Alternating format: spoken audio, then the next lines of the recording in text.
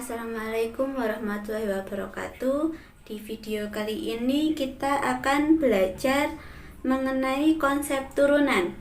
Jadi di video sebelumnya kan sudah belajar turunan, mendapatkan nilai turunan menggunakan konsep limit. Nah, sekarang bagaimana kalau menggunakan konsep turunan? Jadi misal di sini ada beberapa jenis jenis fungsi. Kita akan cari bentuk turunannya seperti apa. Yang pertama, ketika misal fungsinya adalah fungsi f(x) sama dengan konstanta, maka turunannya itu akan sama dengan 0. Contoh, jadi ketika ada soal f(x) sama dengan negatif 100, otomatis karena ini adalah suatu konstanta, suatu bilangan, maka turunannya akan sama dengan 0. Misal lagi, f(x)-nya itu di sini bentuknya akar 21 dibagi 6. Ini pun juga berupa suatu bilangan, berupa suatu konstanta, sehingga turunannya pun juga sama dengan 0. Jadi fungsi f(x) di sini kalau sama dengan angka berapapun, konstanta itu suatu bilangan, angka berapapun yang diberikan, baik dia positif maupun negatif, berupa akar ataupun pecahan, yang jelas di sini adalah suatu bilangan, tidak ada unsur variabelnya, tidak ada x-nya di sini, maka turunannya jelas otomatis dia akan sama dengan 0. Itu yang pertama. Yang pertama kita buat tanda. Kemudian bagaimana kalau sekarang ada variabelnya? Misal ax di sini ya. Maka turunannya akan sama dengan a. Contoh, ketika f(x) sama dengan min 3x,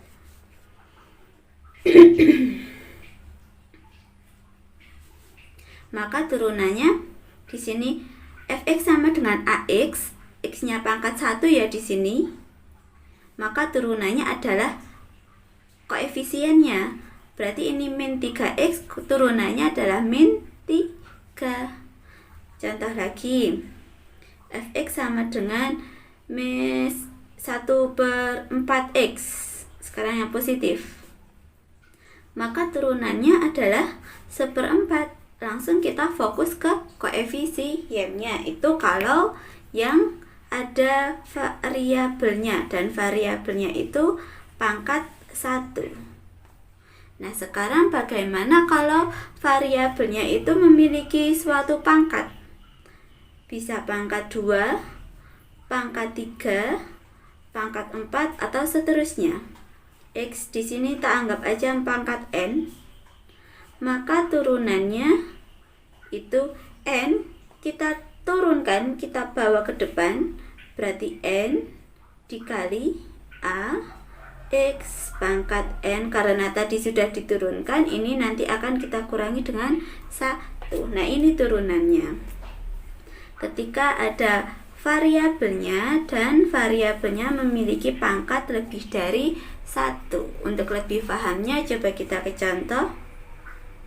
f(x) sama dengan 2x pangkat 3, otomatis turunannya f(x) turunannya berarti ada tanda aksen ya. 3 kita turunkan, 3 dikali 2x pangkat 3-nya kita kurangi 1, sehingga 3 kali 2 6x pangkat 2. Nah, ini turunannya, turunan dari f(x). Kemudian coba contoh satu lagi. Ketika coba hx, tidak selalu fx ya. Dari tadi contohnya fx, coba sekarang kalau hx-nya itu contohnya adalah 5x pangkat 100. Berarti turunannya hx aksen X, 100 kita turunkan, kemudian dikali 5, X pangkat 100 min 1. 100 dikalikan 5, 500, X pangkat 99. Nah, ini turunan dari HX. Nah, itu.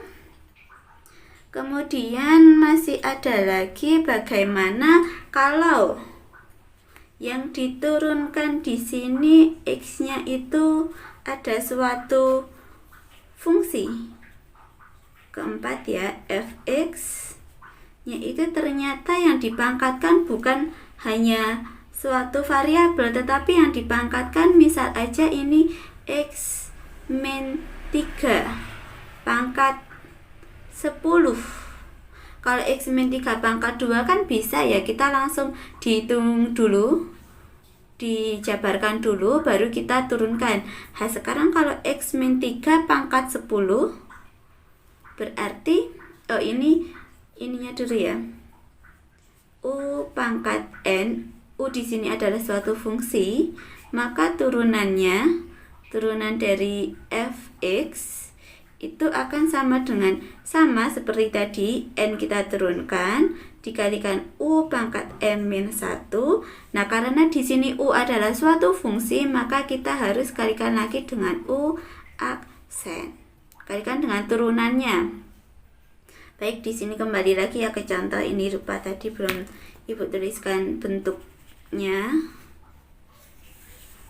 Nah, sekarang berarti turunan dari ini fx sama dengan x min 3 pangkat 10, sama seperti sebelumnya. Sebelumnya kita turunkan 10 x min 3 pangkat 10 min 1 dikali turunan yang ada di dalam ini, turunan fungsi ini.